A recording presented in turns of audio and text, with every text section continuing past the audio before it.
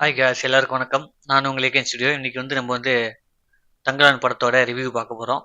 தங்கலான் படம் அப்படின்னா எனக்கு ஃபர்ஸ்ட் அங்கே நிற்கிறது யாருன்னா விக்ரம் சார் தான். என்னமா ஆக்டிங் சொல்லவே முடியாது. அப்பா உழைச்சிருக்கான் மனுஷன். ஆக்டிங்னா என்னன்னு சொல்லி எல்லாருக்கும் சொல்றாரு. ஆக்டிங்னா என்ன பண்ண முடியும்னு சொல்லிட்டு ப்ரூவ் பண்றாரு. அப்படியாப்பட்ட ஆக்டிங். கீழே உளுந்து அந்த மண்ணு போர் காட்சியில மண்ணு ஒரு வெக்கெல்லாம் கொளுத்தி அவங்க நடக்குவாங்க, வச்சு நடக்கும். அந்த வெக்கல்ல எரிஞ்சிருக்கும், அந்த சாம்பல் கறியில வச்சு அழுத்துவாங்க இந்த கூட்டமா. அதெல்லாம் பாக்குறப்ப ஐயோ அது இப்படி இருக்கு நடிக்கிறது அப்படின்னு சொல்லி நம்மளுக்கு ஒரு இதா இருந்தது. தேட்டர்ல பாக்குறப்ப ஆசமா இருந்தது படம். ஒரு super good feel good movie கிட்ட ரொம்ப ஒரு நல்லா புதுவிதான முயற்சிக்கு ஒரு நல்ல அங்கீகாரம் கொடுக்கணும். அந்த மாதிரி ஒரு சின்ன கான்செப்ட்ல ஒரு இது கற்பனை கலந்த ஒரு கேரக்டர்லாம் உள்ள வருது. பாக்குறப்ப நல்லா இருக்கு பாக்குறதுக்கு.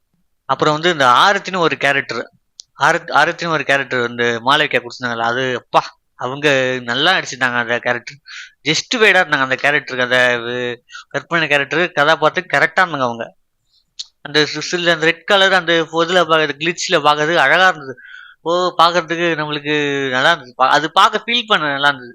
ஒரு ஒரு ஒரு ஒரு ஆடியன்ஸா பாக்குறப்போ டிஃப்ரெண்டா இருக்கு சொல்லி பாக்குறப்ப அது நல்லா இருந்தது. ஆரத்தி அந்த கேரக்டர் எனக்கு என்னன்னா சின்ன ஒரு வருத்தம்னா தங்கல்னு சொல்லிட்டு சார் வராருல, அப்போ அவர் தான் அங்கேயும் அவர் பூரக்கூடிய அங்கேயும் இருந்திருக்காரு. ஆர்த்தியோட ஹஸ்பண்டா சங்கலன் சார் தான், இது விக்ரம் சார் தான்.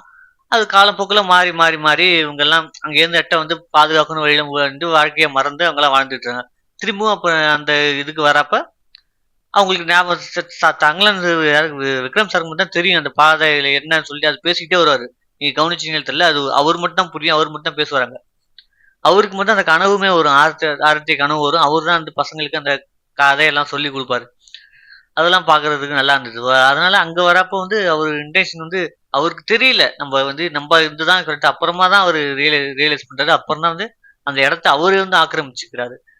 நல்லா இருந்தது. அந்த இடத்த பாதுகாக்கிறாரு. ஆக்கிரமிச்சுக்கிறேன் அப்படி சொல்றேன்னா அந்த இடத்த பாதுகாக்கிறாரு. கேஜிஎஃப் கோலாரா தங்கக்கிளை சுரங்கத்துல அங்க இருக்காரு.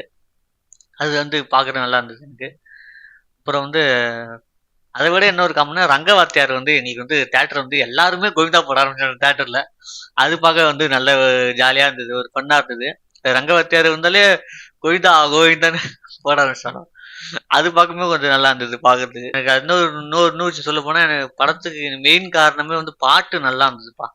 நான் எப்பவுமே எல்லாருமே எனக்கு தெரிஞ்சு தேட்டர்ல முக்காவாசி மாரி அந்த ஜிமிக்கி மினிக்கி மினிக்கி பாட்டு மினிக்கி அந்த பாட்டு எல்லாருமே எப்போ வரும்னு நினைச்சிட்டு இருந்தாங்க.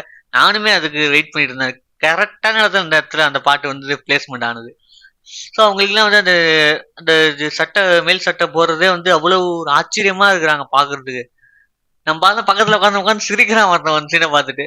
ஆச்சரியமா இருக்கு. ஏன்னா நம்ம இங்க இருக்க இப்போ அது ஒன்றும் பெருசு கிடையாது. பட் ஆனால் அவங்க அந்த காலத்துல புதுசு போடுறது, அப்போ ஒரு மேல் சட்டை போடுறது எவ்வளவு இதுன்னு அவங்கக்கிட்ட பாக்குறப்ப அந்த வழி சந்தோஷமும் புரிஞ்சுது. அந்த பாட்டு பாடுறப்ப ஆனந்தமா இருந்தது, நல்லா இருந்தது கேட்கறதுக்கு. தேட்டர்ல புதுசா இருந்தது, சூப்பரா இருந்துச்சு கேட்கறது பாட்டு. அற்புதமா இருந்தது சாங்கு. அடுத்தது அந்த ஃபாரின் ஆக்டர் அவருமே நல்லா நடிச்சிருந்தாரு. நான் ஒரு சில அவர் கூட்டு வரப்ப நம்புற மாதிரி தான் கூட்டு போனாரு. அவர் அங்க போனவனே அந்த கோல்டு எல்லாமே சரியில்லை அப்படின்னு நினைச்சோடனே அவர் மாறிட்டாரு. மாறி இவங்களே எதுக்குன்னு ஆரத்தியே போட்டு தள்ளிடுச்சு அவரை.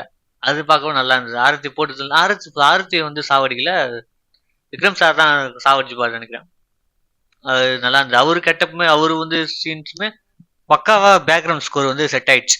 பேக்ரவுண்ட் ஸ்கோர் சூப்பரா ஜிவி பிரகாஷ் அதை படத்தை அழகா நவுத்திட்டு போறேன்னு நினைக்கிறேன். எனக்கு பிஜிஎம்ல சாங்ஸுமே ரொம்ப எனக்கு தெரிஞ்சு இப்போ வர படத்துலலாம் பாட்டே வைக்கிறது கிடையாதுங்க. தூக்கிடுறாங்க. கதை சொல்ல முடியல, கதை சொல்ல முடியல அப்படின்றது அந்த பாட்டை கட் பண்ணிடுறோம். ஆனா தங்களால பாட்டு எனக்கு வச்சு எனக்கு ரொம்ப சந்தோஷமா இருக்கு எனக்கு. அது அற்புதமா இசையை ரசிக்க முடியுது அந்த இடத்துல உட்காந்து, தேட்டர்ல உட்காந்து. நல்லா இருந்தது, கேட்கும் முடியாது, அழகா இருந்தது. பாட்டு பாக்குறதுக்குமே சரி, அதை கேட்கறதுக்குமே அங்க இடத்துல உட்காந்து ஃபீல் பண்றதுக்கும் நல்லா இருந்தது.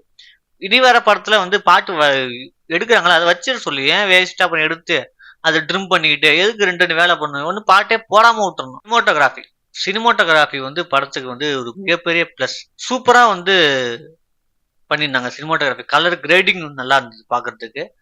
விஎஃப்எக்ஸ் ஷாட்டுமே நல்லா இருந்தது. அந்த புலி சிங்கம் அந்த ஷாட்டு, சிறுத்தை ஷாட்டு சிறுத்தை விஎஃப்எக்ஸ் சீன்ஸ் நல்லா இருந்தது. ஆரத்தி சீன்ஸ்லாம் வந்து எனக்கு அல்டிமேட்டா இருந்தது பார்க்கறதுக்கு. அது நல்லா இருந்தது. டோன் சூப்பரா யூஸ் பண்ணியிருந்தாங்க. அப்புறம் வந்து செட் ஒர்க் எல்லாம் வந்து பார்க்கறதுக்கு ரொம்ப ரியலா இருந்தது. செட் ஒர்க்லாம் பார்க்கறதுக்கு. அந்த அவங்க இருக்கிற இடம், அந்த கோவிலு, அந்த கொகை அதெல்லாம் பார்க்கறதுக்கு ரொம்ப ரியலிஸ்டிக்கா இருந்தது செட் ஒர்க். அது வந்து நல்ல வந்து பார்க்கறதுக்கு கவர்ற மாரி இருந்தது பார்க்கறவங்களுக்கு. ரொம்ப ஆர்டிஃபிஷியலா இல்லாம அது மேட்டர் ஆகுனா அதுதான் ஆர்டிஃபிஷியலா இல்லாம ஓகேவா இருந்தது. கரெக்ட்டா இருந்தது. ப்ராப்பரா ஒரு ஒரு ஒரு தங்க சுரங்கம் எப்படி இருக்குமோ அது மாதிரி இருந்தது பார்க்கறதுக்கு. அதெல்லாம் இருந்தது. லாஸ்டா வந்து நம்ம டைரக்டர் அவரு வந்து அர்ஜித் அண்ணன் வந்து எவரால வந்து என்ன இந்த படத்துக்கு என்ன ஜஸ்டிஃபை பண்ண முடியுமோ அவரோட உலகத்துக்கு எப்படி நம்மளை கூட்டு போனாரோ அவரு வந்து நிறைவேற்றி அது கரெக்டா பண்ணிட்டார். இந்த தங்கலன் கேரக்டர் வந்து நம்ம வந்து நல்லா இருக்கு பார்க்கறதுக்கு. சூப்பரா அது கடத்திட்டாரு. அது என்ன அவர் சொல்ல வந்தாரோ அதை சொல்லிட்டாருன்னு நினைக்கிறேன். ஒரு சில சீன்ஸ் வந்து அங்கங்க ஒரு லேக் அடிக்கிற மாதிரி இருந்தது. அது ஒன்றும் பிரச்சனை இல்லை. ஏன்னா எல்லா படத்துமே அப்படிதான் இருக்கு. அது எல்லாருமே சொல்றதுதான். இப்போ ஃபுல் ஃபிளெக்சிடே அதை யாராலும் பண்ண முடியாது. சில சில தோய்வுகள் இருக்கும் தான். அது நல்லா இருந்தது பார்க்கறதுக்கு. நல்லா இருந்தது. ஒரு புதுசா இருந்தது. ஒரு தங்கலன் ஒரு வந்து ஹிஸ்டாரிக்கல் ஃபிலிம் ஆகி உள்ள போய் அது ஒரு ஒரு என்ன சொல்றது கற்பனை கலந்த கதையும் உள்ள கொண்டு வந்து நல்லா இருந்தது பார்க்கறதுக்கு. அற்புதமா இருந்தது. இந்த மாதிரி உங்களுக்கு மூவி ரிவ்யூ வேணும்னா சொல்லுங்க. கமெண்ட் பண்ணுங்க. கமெண்ட்ல சொல்லுங்க. நான் வந்து ரிவ்யூ பண்றேன். இது வரைக்கும் இந்த சேனலை பார்த்ததுக்கு ரொம்ப நன்றி. உங்கள் ஆதரவை வந்து எல்லா வீடியோவும் கொடுங்க. முடிஞ்ச அளவுக்கு ஆனஸ்டா நான் பண்றேன். ஏன்னா ரொம்ப இது பண்ணாம ஒரு வளவளன்னு இருக்காம ரொம்ப ஹானஸ்டா பண்றேன்னு நினைக்கிறேன். இல்லை எப்படி பண்றேன்னு தெரியல. நான் எனக்கு என்ன இந்த டைம் நான் பார்க்குறேன். இப்போ கேமரால என்ன எனக்கு பார்க்குறேனோ நான் பார்த்துட்டு வந்து என்னவோ அதை தான் சொல்கிறேன். எனக்கு தெரிஞ்சு ரொம்ப ஸ்கிரிப்டடாக வந்து இதை சொல்லணும் அதை எழுதி வச்சுக்கணும் இப்படி பேசணும் அப்படியே கிடையாது. எனக்கு என்ன தோணுது அந்த டைம் என்ன யோசிக்கிறோனோ அதை பேசிட்டு போயிட்டே இருக்கேன். அவ்வளோதான். ஓகே. இந்த வீடியோ பார்த்ததுக்கு நன்றி. லைக் பண்ணுங்கள், கமெண்ட் பண்ணுங்கள், உங்கள் ஆதரவு கொடுங்க. நன்றி, வணக்கம். இது உங்கள் ஏகேன் ஸ்டுடியோ. நன்றி, வணக்கம்.